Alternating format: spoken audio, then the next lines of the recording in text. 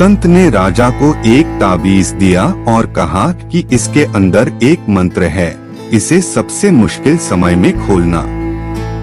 समय अच्छा हो या बुरा ये बदलता जरूर है, इसीलिए हर परिस्थिति में धैर्य बनाए रखना चाहिए। इस संबंध में एक लोक कथा प्रचलित है। कथा के अनुसार पुराने समय में एक राजा अपने राज्य के प्रसिद्ध संत से मिलने पहुंचे। राजा ने संत को अपने राजमहल में भोजन के लिए आमंत्रित किया।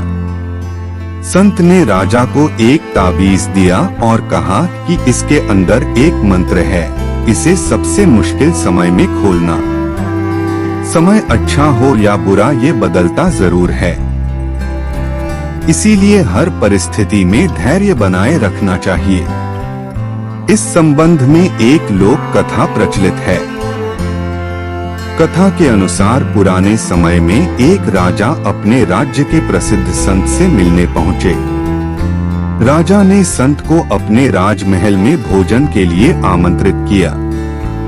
अगले दिन संत राजा के महल पहुंचे। वहां राजा ने संत की खूब सेवा की।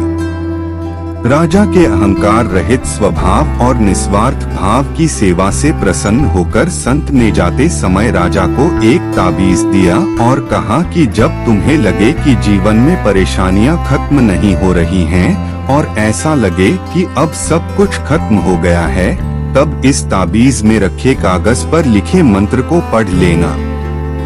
लेकिन ध्यान रखना, अच्छे दिनों में इस ताबीज को मत खोलना।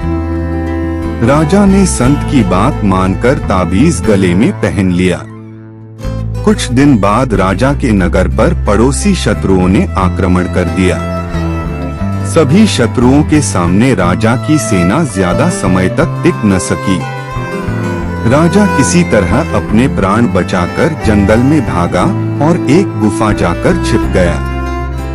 गुफा में उसे शत्रु सैनिकों के कदमों की आवाज सुनाई दे रही थी।